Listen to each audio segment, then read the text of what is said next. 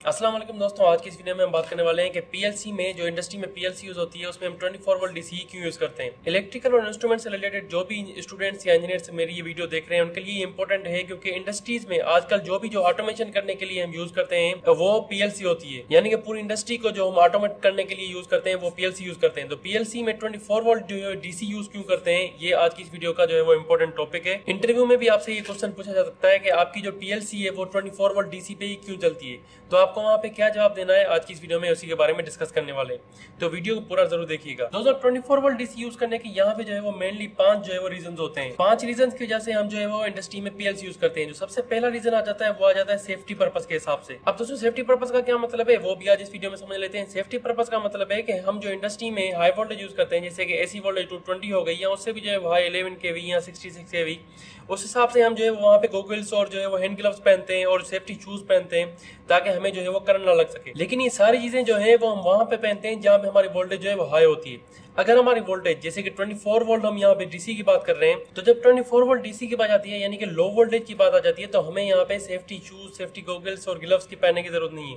क्योंकि हम यहाँ पे 24 वोल्ट डीसी यूज कर रहे हैं। और 24 वोल्ट डीसी जो है वो लो वोल्टेज में आ जाती है, जहाँ पे हमें ये सारी जो है वो सेफ्टी इक्विपमेंट्स की जरूरत नहीं पड़ती। तो सबसे पहला रीजन है 24 वोल्ट डीसी यूज करने का, क्योंकि यहाँ पे हमें सेफ्टी पर्पस के हिसाब से आसानी हो जाती है। अब दोस्तों यहाँ पे जो दूसरा इसका बेनिफिट आ जाता है वो आ जाता है मेंटेनेंस टाइम रिड्यूस्ड का। अब आपके जहन में सवाल आ रहा होगा कि 24 वोल्ट डीसी यूज करने से हमारा जो मेंटेनेंस टाइम है वो रिड्यूस कैसे हो रहा है। अब यहाँ पे मैं आपको उसका एग्जांपल दे देता हूँ। मान लीजिए आपकी जो है वो यहाँ पे 2 लाइनें चल रही हैं और ये जो 2 लाइनें हैं वो है डीसी की, ठीक है। अब यहाँ पे एक इक्विपमेंट यहाँ पे लगा हुआ है, एक इक्विपमेंट यहाँ पे लगा हुआ है। अगर यहाँ पे कोई भी फॉल्ट आ गया तो आपको क्या करना पड़ेगा, अगर आपकी जो वो हाई वोल्टेज होगी जैसे कि 220 वोल्टेज हो गई, तो 220 वोल्टेज के लिए आपको यहाँ पर उसकी लाइन को जो है वो ऑफ करना पड़ेगा। यानी कि आपके दोनों इक्विपमेंट जो भी उस लाइन पे चल रहे हैं वो या पूरी आपकी जो है वो लाइन को आपको डिस्कनेक्ट करना पड़ेगा ताकि आप इस पे काम कर सकें। या तो फिर आपको यहाँ पे सेफ्टी हाई सेफ्टी गॉगल्स और हाई सेफ्टी शूज का और सेफ्टी ग्लव्स का जो है वो यूज करके आपको यहाँ पे काम करना पड़ेगा। लेकिन आमतौर पे ऐसी जगह पे आपको जो है वो मोटर को या जो भी इक्विपमेंट यहाँ पे चल रहे होते हैं उनको बंद करना पड़ता है।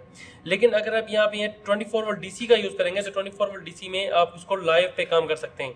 जैसे मैंने आपको बताया यहाँ पे सेफ्टी शूज की भी जरूरत नहीं पड़ेगी, यहाँ पे ग्लव्स की भी जरूरत नहीं पड़ेगी और आपको यहाँ पे लाइव पे भी काम कर सकते हैं, क्योंकि 24 वोल्ट डीसी पे लाइव पे काम करने पे भी आपको जो है वो कोई भी खतरा नहीं है। तो ऐसे में क्या होगा, आपका जो है वो मेंटेनेंस टाइम रिड्यूस हो जाएगा। आपको पता है कि इंडस्ट्री में अगर कोई भी मोटर जो है बंद हो जाती है तो उसको जो है वो जल्द से जल्द जो है वो उसको जो है वो रेडी करने की हमारे यहाँ पे कोशिश होती है। तो इसलिए हमारा जो है वो अगर 24 वोल्ट डीसी पे काम कर रहे हैं तो यहाँ पे हमारा मेंटेनेंस टाइम जो है वो रिड्यूस हो जाता है, हम वहाँ पे लाइव भी काम कर सकते हैं। अब दोस्तों सवाल आता है कि हमने 24 वोल्ट डीसी को यूज क्यों किया, मतलब 24 वोल्ट से हम आगे भी बढ़ सकते थे, पीछे भी ला सकते थे, हम 12 वोल्ट भी यूज कर सकते थे। दोस्तों इसका जो है वो रीजन है, यहाँ पे जो है हमारा थर्ड पॉइंट वही है, 24 वोल्ट डीसी जो है वो हमारी यूनिवर्सल जो है वो वोल्टेज होती है। अब दोस्तों 24 वोल्ट डीसी यूनिवर्सल वोल्टेज तो होती है, लेकिन फिर भी हम इसी वोल्टेज भी क्यों रुक गए।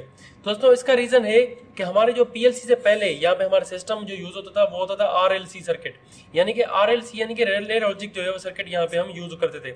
अब रिले लॉजिक सर्किट में क्या जो है होता था, उसमें जो है वो 24 वोल्ट डीसी का ही यूज होता था। मतलब हमारी जो प्रोटेक्शन डिवाइसेस होती थी, हमारे जो स्विचेस होते थे वो सारे जो है वो 24 वोल्ट डीसी पे ही काम करते थे। अगर हमें आरएलसी से जब हमें पीएलसी में शिफ्ट होना था, तो अगर हम पीएलसी को 24 वोल्ट की जगह पे 50 वोल्ट का यूज करते या जो है वो 12 वोल्ट का यूज करते, तो हमें जो सारी स्विचेस डिवाइसेस, जो प्रोटेक्शन डिवाइसेस हम 24 वोल्ट डीसी पे यूज कर सकते थे, आरएलसी पे हमें जो है वो सारी की सारी चेंज करनी पड़ती। यानी कि आरएलसी से हम जैसे पीएलसी में चले जाते तो हमें जो है वो सारी जो प्रोटेक्शन डिवाइसेस थी, जो सारी उसके साथ स्विचिंग डिवाइसेस थी, वो सारी भी हमें चेंज करनी पड़ जाती, जो कि हमारे लिए अनइकोनॉमिकल होता। तो इसलिए हमने डिसाइड किया कि आरएलसी से पीएलसी पे जाते हुए हम वहां पे भी जो है वो 24 वोल्ट को ही यूज करेंगे। अब दोस्तों यहाँ पे चौथी पॉइंट आ जाती है, वो आ जाती है हेल्प टू स्टैंडर्डाइजेशन। अब दोस्तों इस पॉइंट का मतलब क्या है, उसके लिए मैं आपको यहाँ पे एग्जाम्पल देता हूँ कि हमारे पास मान लीजिए कि जो है वो 3 पीएलसी अलग अलग जो है वो कंपनीज की है, एलन ब्रांड की है, सीमेंस की है और यहाँ पे यास्कावा की है, ठीक है। तो यहाँ पे तीनों अगर ये पीएलसी जो है वो अलग अलग वोल्टेज पे काम कर रही है, जैसे मान लीजिए एलन ब्रांड 24 वोल्ट पे काम कर रही है, सीमेंस की जो है वो 50 वोल्ट पे काम कर रही है और जो है वो यास्कावा की जो है वो मान लीजिए कि 75 वोल्टेज पे काम कर रही है। तो अगर आपको किसी भी तरीके से आपको अगर जो है आपकी जो है वो पीएलसी डैमेज हो गई या कोई भी जो है फॉल्ट आ गया या आपको जो है वो पीएलसी चेंज करनी है, अगर आप एलन ब्रांड से जो है वो सीमेंस की तरफ जाएंगे तो आपको जो है वो पूरा का पूरा सिस्टम चेंज करना पड़ेगा। जिस तरह से आरएलसी से पीएलसी पे आते हुए अगर आपको जो है वो कोई दूसरी वोल्टेज का जो है वो आप यूज करते हैं तो आपको पूरा का पूरा सिस्टम यानी कि प्रोटेक्शन डिवाइसेस, स्विचेस, गियर सारे जो है वो आपको जो है वो चेंज करनी पड़ जाती।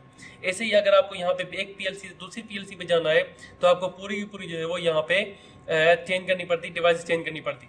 उसके अलावा एक और भी रीजन है कि अगर यहाँ पे आप जो है वो एलन ब्रेनली की 24 वोल्ट डीसी वाली यूज करते तो आपको हमेशा जो है वो उसी से जो है वो जो है पीएलसी लेनी पड़ती। मतलब अगर आपको जो है वो सीमेंस की 50 वोल्ट वाली दे रही है तो आपको वहाँ पे लेनी नहीं पड़ती, क्योंकि आपको जो है वो 24 वोल्ट की सिर्फ एक ही एलन ब्रेनली की जो है वो कंपनी ही 24 वोल्ट वाली पीएलसी प्रोवाइड कर रही है। मतलब अगर ये जो है वो आपसे मान लीजिए कि अगर ये, मैं एक एग्जांपल ले रहा हूँ कि अगर यहाँ पे इसकी जो है वो 1000 जो है वो प्राइस है एलन ब्रेनली की और ये आपसे जो है वो 10,000 ले रही है, ठीक है, तो आपको जो है वो 10,000 देने पड़ेंगे। क्यों?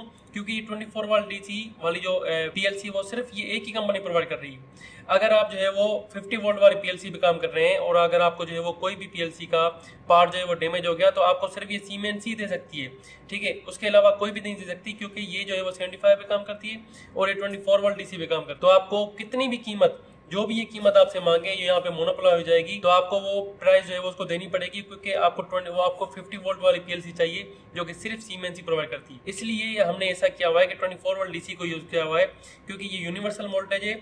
आपको जो है वो यहाँ पे एलन ब्रेनली पे भी 24 मिल जाएगी और ये सीमेंस पे 24 वाली मिल जाएगी, इसका भी जो है वो 24 वोल्ट वाली ही मिल जाएगी। यानी कि सारी जो पीएलसीज हैं वो 24 वोल्ट पे काम करती हैं।